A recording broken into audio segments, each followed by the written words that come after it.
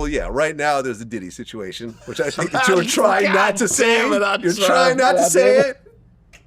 I'm like, I'm trying to get out. I knew your ass was going to stop yourself from saying it. Have you ever been to a Diddy party? Yeah. I've been. Have you ever been to the after party? Man, yes. Oh. But okay. Wasn't no freak off. Yeah, it wasn't no crazy shit. No, you never been no freak off? Nah, I ain't never been no crazy shit. You know, he hosted the Billboard Awards. Okay. And I wrote for that. I wrote that. For him? Yeah. Okay. And so my whole thing was, when I write for people, I don't just write jokes for them. I learned this from writing for Conan for like 9 years. I look at the person as a character, right? And instead of me writing jokes for them, what I do is I just sit around them and I listen to them because they be saying shit and don't even remember what they be saying. I jot down what they say. It might be just verbiage. So you were hanging around Diddy.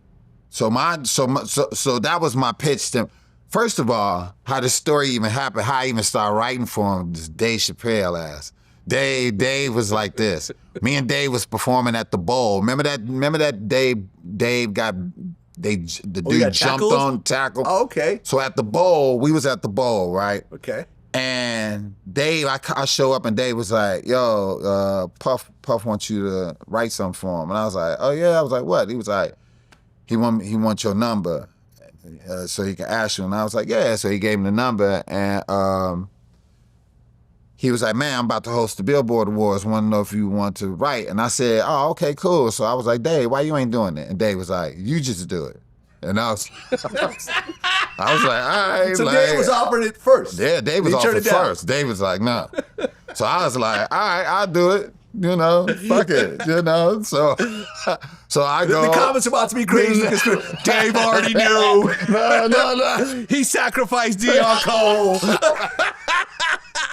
No, see, David, like, look, so no, don't do that, y'all, don't do that. No, so I ended up, hitting Puff like, yo, but Puff was already a fan of mine, like he just loved my work or whatever. So that's why he was like, yeah. So when I got with him and I was telling him, I was like, man, this is how I plan to write. Cause he had other writers too. And I was like, this is how I'm gonna do this shit.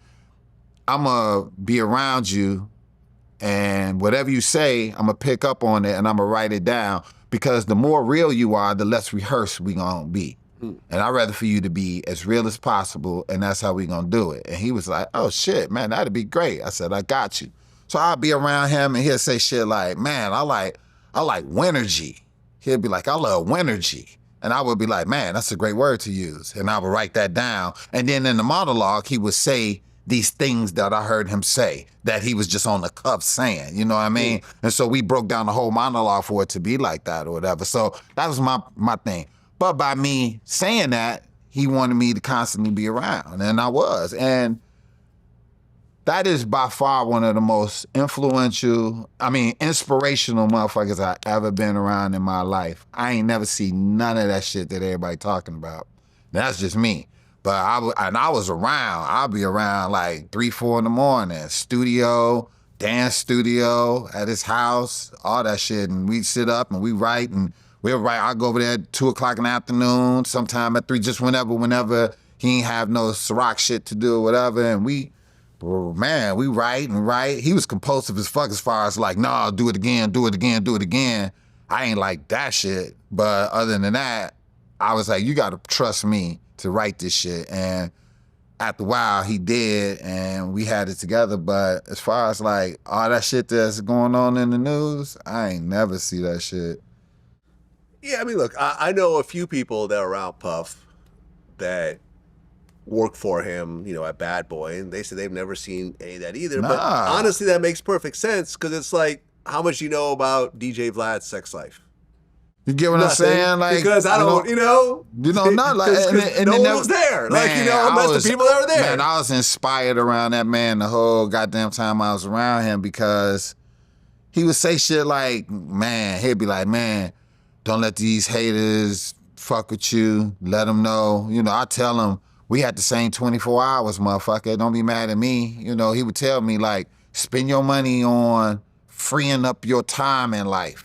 Don't spend your money on clothes and shit all the goddamn time. He's like, get you a driver, get you somebody to clean your house, do your taxes. He said, these are moments in your day that I spent that you can spend on yourself. And if you got more time to think, the more money you can make. He was like, so spend your money on freeing up your time. And that's what he did. He was like, man, keep you a driver, keep you this, keep you that.